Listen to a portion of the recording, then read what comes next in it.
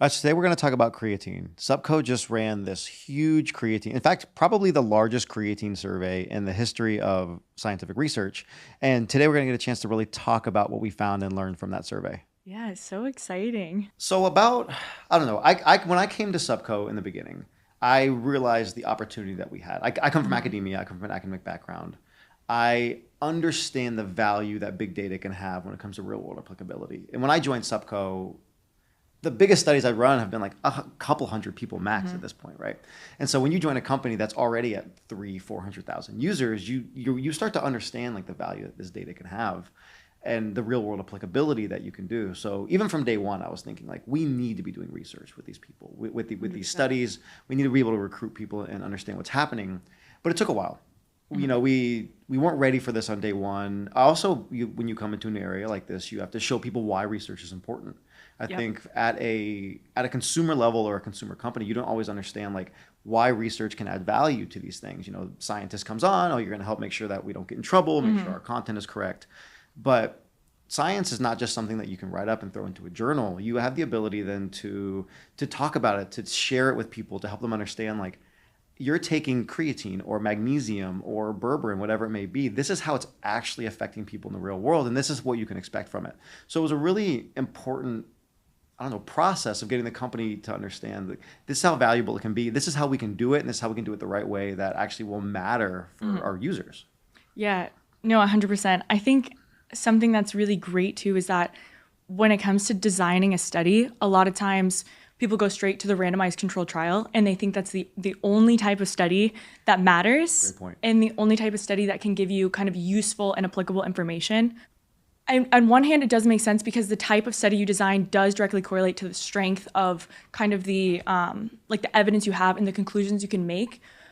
But when you're not looking for direct, like this type of exposure leads to this disease outcome, you kind of open up this like whole world of studies you can do with your data. And I think one of the great things about surveys, especially when it comes to a really high volume of people, is your understanding like what do people actually know? Why do they use their supplements? What are they using it for? What are the misconceptions that are like changing their use patterns? And how can we use that to like help people actually meet their goals? Like actually take that at like a duration, a dosage, and a stack that like makes sense for them. And I think that you coming in, over the past year and really hitting the ground running with like using our database to, find these answers and be able to explore these questions is something really, really cool from a study design perspective. Yeah, and I think that's one of the reasons we wanted to start with creatine. Mhm. Creatine is, I mean, if you look at Subco, it's one of the most stacked nutrient. Not only is it one of the most stacked nutrients on Subco, it's grown more than Yeah. almost any other supplement on Subco. Over the last, you think about the last 12 to 18 months, Mhm. creatine has gotten so big, so popular. There are so many new brands. Now we're talking about it for not only just gym bros and lifting. We're Yeah. talking about it for brain health. We're talking about it for longevity. We're Mhm. talking about it for things that when I started taking it 10 years ago, were not even conceptually heard of. We were still worried about it making Yeah. us sick or hurting us 10 years ago. No, 100%. And I think it's been really cool looking at the data and seeing that, I thought it was a pretty niche, area creatine for cognition. Like I thought that was something that people only kind of were aware of if they'd, were consistent creatine users that maybe had looked at the evidence a little bit and were on the cutting edge, but that's really not what we were finding in our user base. We were finding that people, of all ages, were really having cognition as a goal for creatine use and also something they were paying attention to of like, am I seeing a difference? Am I feeling a difference? And I think that's really interesting to see that as creatine has become more commonly used by people across the fitness space, how it's also changing a perception of like why people are picking it up off the shelf, why they're using it, and kind of where we can go And I think from there. that was surprising for me too. I mean, so I worked in Alzheimer's. I worked in Mhm. Alzheimer's before Yeah. coming back to Subco, and so for me, brain health is very top of mind a lot of times, and I think about creatine this way a little bit. But you're right, general population, this is Mhm. not something that come in. But I think the single most popular goal that we saw, we surveyed almost 2,500 people, right? And this, which is kind of unheard of in survey research. Yeah. Like more often than not, you're thinking 100. Maybe if you get 250, you're like, oh, we're crushing it. Yeah. And so the ability to get almost 2,500 people in this database, and then we saw the single most popular goal that people are taking creatine for these days is brain health, cognitive health, cognition, et cetera. And not just in the oldest populations, but kind of across the lifespan. Yep. Sure, you see the younger groups that are still taking it, obviously, for gym purposes, and there's nothing wrong with that. But even in the 30s, the 40s, we're still seeing people talk about it for brain health. And that's kind of a thing we'd never be able to uncover or unpack without doing research in this kind of real world setting. Yeah, and I think another thing that was really interesting about our survey is that, a lot of times in creatine, clinical trials and things we've seen in the past, the user base being studied tends to be like very active, younger male participants. And so a lot of our understanding of, why people are using it, what the outcomes might look like is based in that population.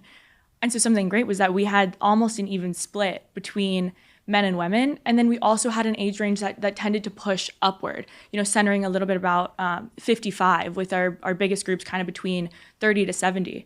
So we're not just seeing what are, younger people focused on bodybuilding, things like that, how are they using creatine? We're seeing how is kind of the everyday person using creatine and like what are they interested in knowing, more about, like what kind of information might benefit them and help them use it in a more kind of catered way to their interests. Yeah, and honestly, that was one of the things we set out to do with this was most studies, and we talked about this a little bit earlier, they put these incredible constraints. Like, you only qualify for this study if you meet all these nuanced criteria. And we almost purposely did not do that. Yeah. We said, if you take creatine or have at least taken it in the last year, you're in. And I think we isolated it to the U.S. because right now SuppCo only covers the United States population or supplements in the United States. Yep. So other than that, we're like free game. And we really did it on purpose because we knew we could look at the data. We knew we could kind of, analyze it in different ways if we needed to. But we didn't want to isolate certain groups or backgrounds or use cases because we really wanted to, at the end of the day, the goal was let's understand how creatine is being used in the world today, not just in a sliver of the population. Yeah, and something that I'm really excited about, on the research team here is how you can use a survey of this size to help kind of generate hypotheses, for more, tailored trials later down the line. So if we're seeing in the survey that there's this huge interest in creatine related to cognition and aging, that kind of helps us build direction of, what might a clinical trial look like in that subset of people, the above 50 crowd where we're doing more of a tailored observational trial to do of this duration, where are we seeing people finding their, focal points? Like where are we seeing increased focus, increased memory? Are we able to send out specific surveys where people can get a little bit deeper into what their goals are and what experiences they're having after a certain length of time?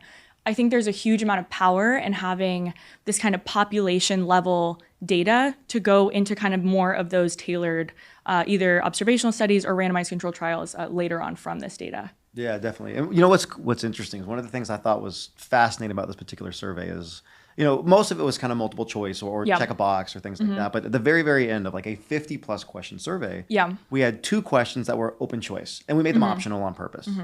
We purposely said like, if you don't feel like filling anything in, whatever, we're not worried about it. 60-70% of people actually answered these questions, which to me shows not just, people are excited about creatine, but it shows people are excited to learn more about themselves. They want to share their data. Because the more people that share their data, the more people that, are doing their own N of one experiences or sharing their own backgrounds with different supplements, the more we learn.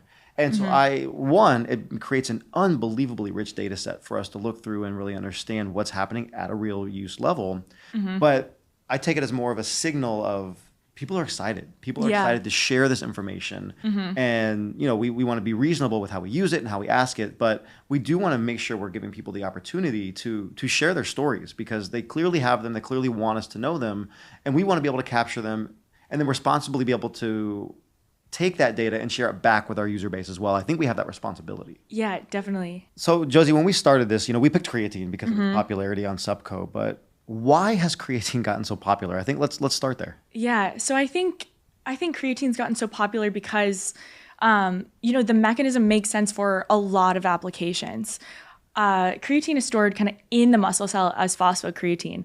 So what happens there is when you're exerting energy in some way, and the more traditional sense of people think about it is like they're lifting like a weight at the gym, right? Your body's using a lot of ATP. It's using a lot of energy.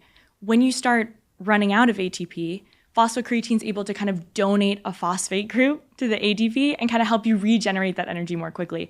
So what this looks like in practice for kind of the average consumer is that when they're at the gym, after they've been taking creatine for a while and sort of built up those stores within their muscles, they might be able to push out, that extra rep. They might be able to run a little bit farther. And that's why kind of in the past, it was thought of for these gym bros, is because people were really measuring this metric in terms of like their reps, their gym performance, things like that. But kind of as the evidence base has grown, we're seeing that there might be applications here for just like everyday energy. The brain is, uses a huge amount of energy. There might be applications for like when you have really intense mental tasks, your brain can utilize kind of that higher phosphocreatine store, to help you focus a little bit longer. So I think people are kind of expanding beyond that use case to understand this might just help me perform a little bit better or feel a little bit better in whatever application makes sense for me. Yeah, and I think one of the things that we see is like there's the traditional dosing has always been just take 5 grams, and that's been the gym supplement, et cetera, et cetera. But now we're seeing 10, 15, even 20 grams being recommended. Now, I don't think everyone should run out and start taking 20 grams of creatine. You may start to notice some side effects from a digestive perspective. But I think the creatine research is evolving so much. And when we think about brain health, like you need to take enough for it to actually cross the blood-brain barrier. And I think that's an evolution of research that's happening is as we're taking higher levels of creatine or even making it in a formulation or a format that makes it easier to cross the blood-brain barrier, I think we're going to see exponential amounts of data and research come out, really exploring this aspect of cognition as well. 100%. And I think something that's really cool to see is that studies are starting to actually be able to measure phosphocreatine in the brain itself. And that's something before where there was a lot of debate of, does it cross the blood-brain barrier? How quickly is it metabolized? Is it held there? Does it actually have an effect?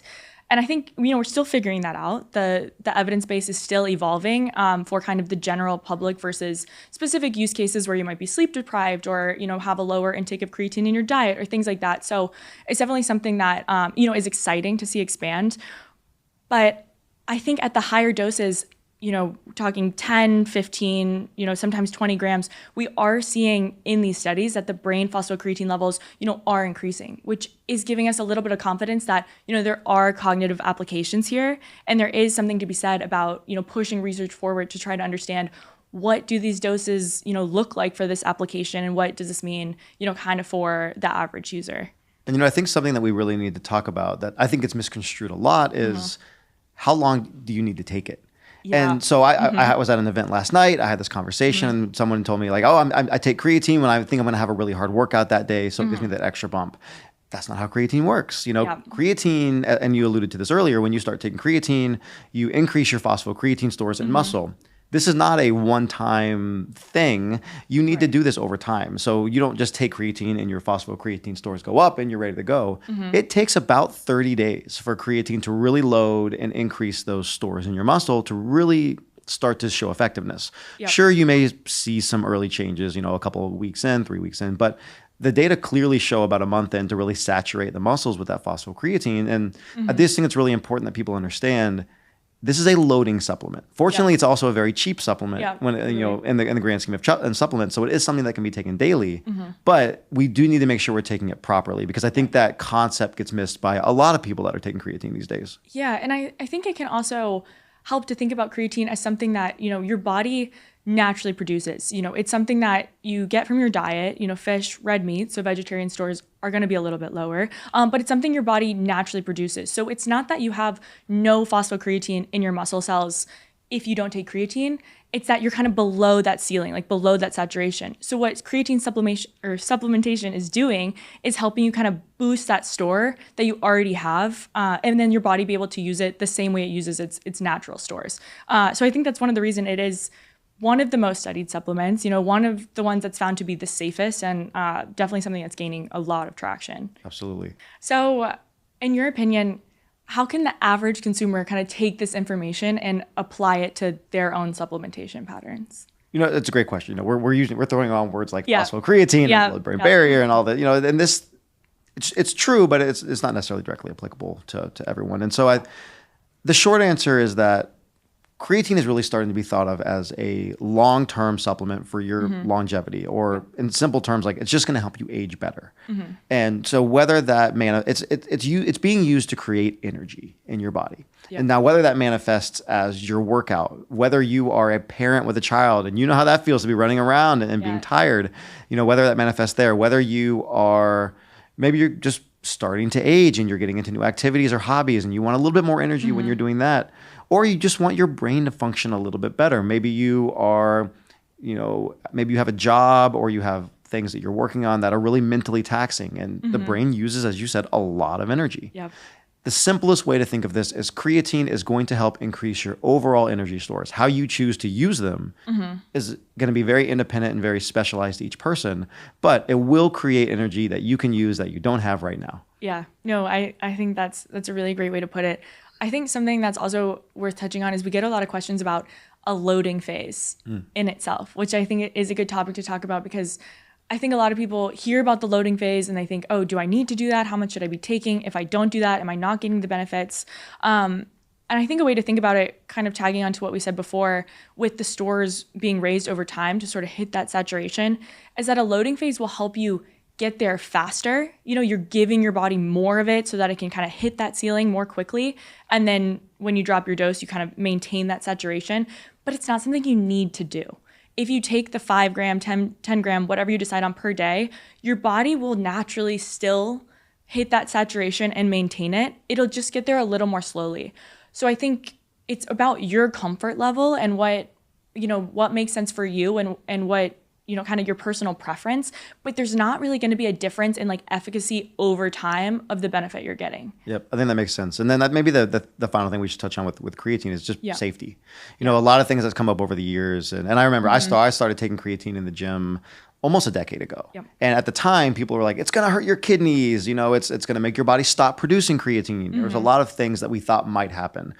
Really, all of that's been disproven over the years. You're not going to lose hair. Your creatine stores that are naturally produced still function normally. As long as you don't have any sort of underlying kidney disease, which should be careful of, creatine's not going to mess with your kidneys. You're going to bloat a little bit, but that's also, even that is temporary. That's definitely the bloating. I hear a lot, especially from women, because I think women tend to, with cycles, like pay a little bit more attention to like what's happening to their body on a week-to-week basis.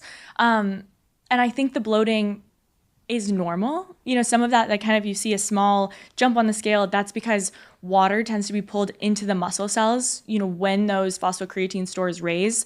But it's typically transient. It's typically not something that you should think of as an adverse effect, and you shouldn't be feeling, ongoing like cramping, severe bloating, things like that.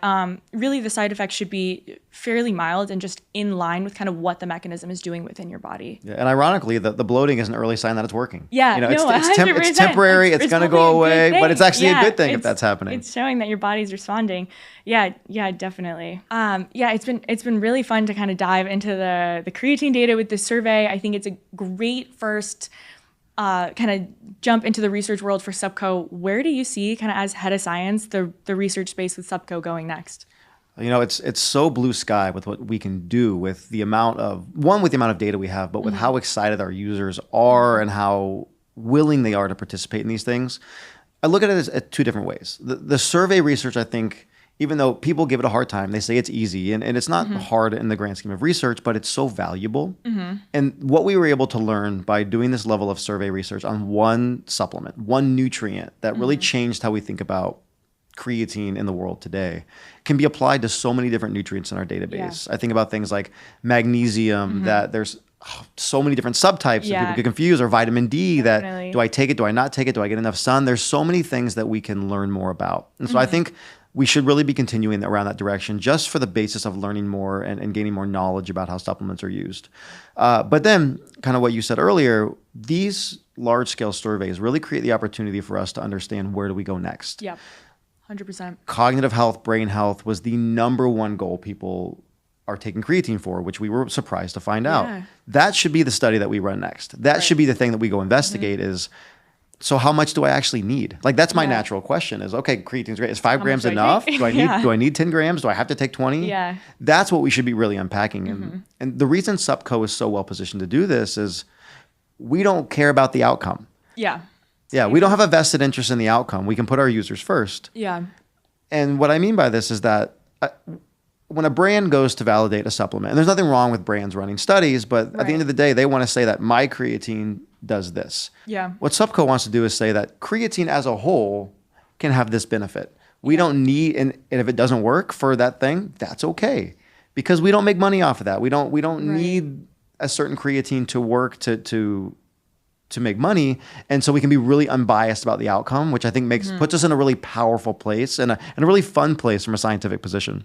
Yeah, I 100% agree. I think something that's great about our research side at Subco is that we'll tell you what we did find, but we'll also tell you what we didn't find. That's exactly right. Which I think is a huge distinction from a lot of industry-funded research and something that's really exciting to be able to move with and kind of communicate directly to our users. Agree. I'm very excited about the future of where research can go at Subco. I've been so excited about the way our users have responded and wanted to participate. And honestly, I'm just so excited to see where this goes next.